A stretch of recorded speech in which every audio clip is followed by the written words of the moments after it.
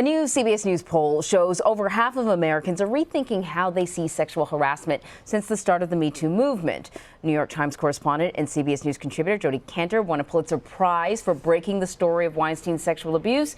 She is here with new developments, and also we're going to talk about the results of this new CBS News poll on the impact of Me Too and Time's Up. So thanks for joining us. Good morning. So Jodi, the CBS News poll shows that most people felt that there was some progress when it came to raising awareness about sexual harassment, but not a lot. What do you think's been happening over the last year or so, 2 years really? I think people are still really confused about what sexual harassment is. First of all, remember, it's illegal, but it's not criminal. Harvey Weinstein can't be on trial for sexual harassment, even though there are many allegations of sexual harassment against him.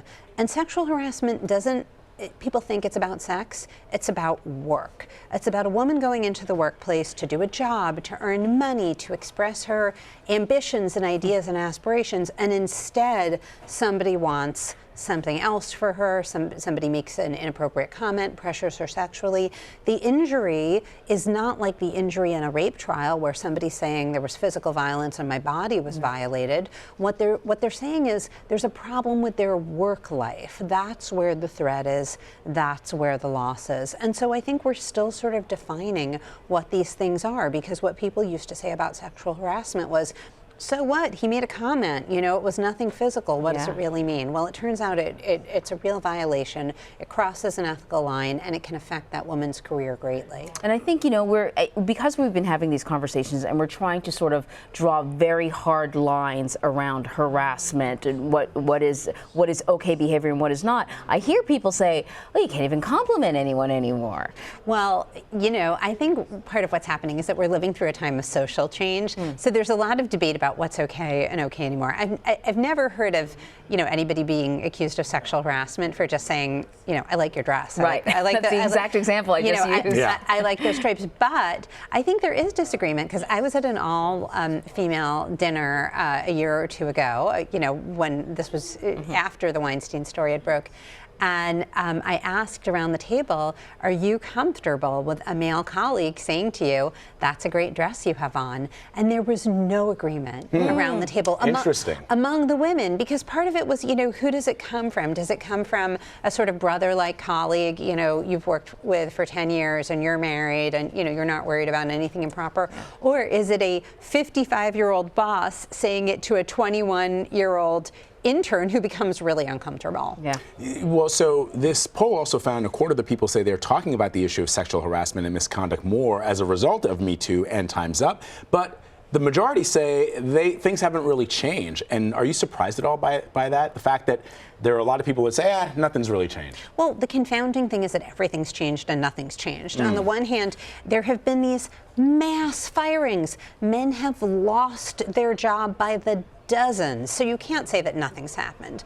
On the other hand, our laws have not really changed. Federal sexual harassment laws are really weak. And part of what we're looking for in the Harvey Weinstein trial is an answer to the question of, have judges and juries become more sensitive to these issues? Now, the defense may have a very strong case, the prosecution may have a very strong case, but the question is, will this jury look at it differently than a jury might have a decade ago, 2 decades ago? Do the changing social attitudes get reflected in the courtroom? So have you come across people who say, look, a lot of high-profile folks have come down, have been removed from their places of work because of these societal changes. But at the level of where most people work in most companies, you did a very powerful profile on the auto industry, on industries that are just not Hollywood and media, where it's splashed on the tabloids. Are you seeing those sort of seismic shifts in just other industries? What we've seen is a greater sense that if you sexually harass somebody, it can really create problems for your career. I think what people now understand a little better than they did a couple of years ago is that you can really be fired for this stuff. So one thing we've heard anecdotally, for example, is that in sexual harassment trainings, which can often feel like a joke and everybody's sitting there rolling their eyes, we're hearing about more people now sitting up and paying attention because it's become clear that these issues are very hard and this is a real problem and nobody wants to go down for these issues. I think, it's been 2 years of Me Too and Time's Up. That's not a long time.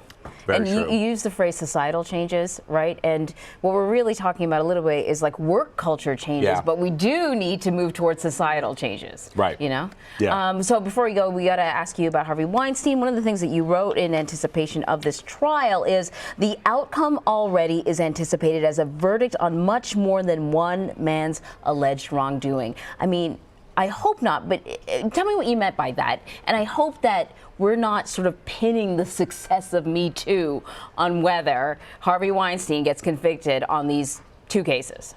Well, that's exactly what we were trying to get at, because on the one hand, the symbolism of this case is huge. Harvey Weinstein is kind of the first and foremost man to go down in the Me Too era. It was the accusations against him that convinced women around the world to start opening up about their own stories. On the other hand, the trial against him is very narrow. There are a lot of women who couldn't participate because they were beyond the statutes of limitations, because their allegations were about sexual harassment, but not about violence, not about rape and assault, which is what's eligible for a criminal trial. There were women who didn't want to participate. So when you look at the number of women involved in both the New York and the new LA proceedings, it's still a relatively small number when you compare it to all the women all over the world who have made accusations against Harvey Weinstein. Yeah. Jodi Kantor, always great to have you to talk about this. Thank you very much. Thank you.